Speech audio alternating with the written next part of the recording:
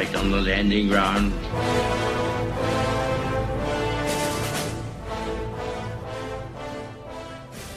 Thank you for joining us. You are listening to A Radio, and this is The Morning Moment.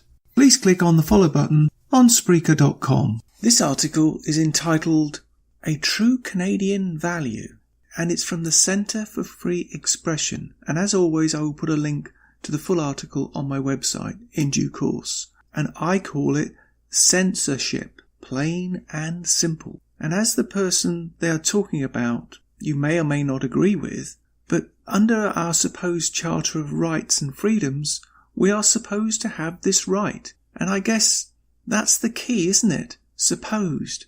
Until they have control and they decide what is acceptable and what is not. Is that freedom? Is that what the Charter says? I think not. Here is just part of the article, and I urge you all to go to the Centre for Free Expression's website and read it. Probably while you still can. Always remember this. Control the media, control the message. I keep saying that. It's important. It's not a slogan. It's a fact. Stalin, Hitler, just to name two, did that. Now the other point I want to make before I read this article is this, and this might shock you. Not even the Supreme Court of Canada has the power legally to do this. So why is it happening? When is freedom not freedom? I guess you must answer that. Or to put it another way, when do you stand up for your charter rights? Prime Minister Trudeau received plaudits when on a recent state visit to China he boasted of Canada's commitment to free expression, and he presented as true Canadian value. The Prime Minister exalted a diversity of ideas, free ability to express them, because freedom, he said, is what drives a positive change. Perhaps he and others had forgotten that as the leader of the opposition, he prohibited anyone opposed to abortion running for the federal office for Liberal Party. If that was 2014 and this is 2016, there is more. On May the 26th, 2016, the Minister for Public Services issued an order banning a publication from Canada Post. That's the Canadian postal system. Minister Foot's interim prohibitory order prohibits James Sears and his agents from using Canada's National Mail Service. On the surface, the order draws no distinction between sending a postcard, paying a bill, and circulating Your Ward News, a publication targeted by the minister. The authority for that order is found in S43, a little-known, rarely used provision in the Canada Post Corporations Act, which allows the minister to halt delivery of mail that is concerned to the commission of offences. The article goes on, but I'm taking another piece from it. 2 months later, the minister exercised her power under S43 to do just that.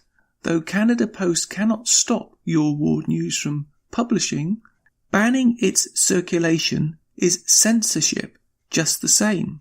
As the corporation's general counsel acknowledged, Your Ward News is not dangerous like a gun, rocket launcher or snake, but is being banned because it is considered offensive and harmful. The minister's interim prohibitory order is insidious for two reasons. First, it constitutes a prior restraint, and second, it bans Your Ward News from Canada Post without due process of law. On its face, the order bans Mr. Sears and colleagues from sending any mail, and for that reason alone is overboard and disproportionate. More to the point, banning a publication in advance on the basis of assumptions about the future issues might contain is the most draconian step a state can take to censor unwelcome views. Essentially, prior restraint attaches presumption of guilt towards or a publication that are not yet written. This is plainly antithetical to the Charter's guarantee of expression of freedom. There you go. Which is based on the opposite principle that expressive freedom is presumptively protected or innocent in nature until contrary is proven.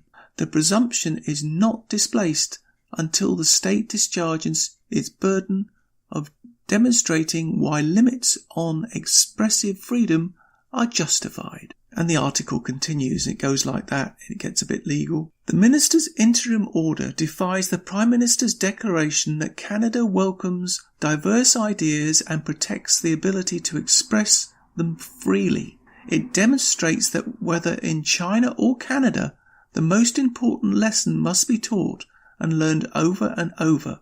Once more, it is freedom of those who uphold unpopular, defiant views that matters, that are too often defenceless in the face of dominant majoritarian views. It may be difficult to understand or accept, but paradoxically, our freedom is theirs, and theirs is ours. The two are inseparable.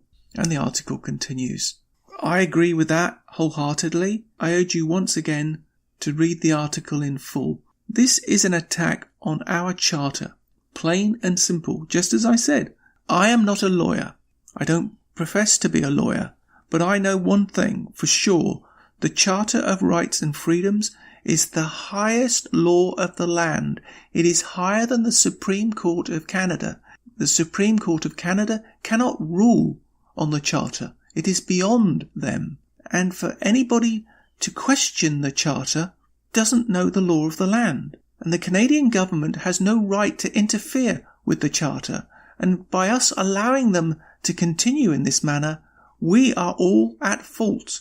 Any government that seeks to interfere with the Charter and its running and its ability to function should be removed as a matter of course for democracy. Nothing else. Political aspects don't come into it.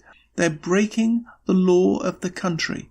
And if they can't see that, then we have serious problems in this country. Very serious problems.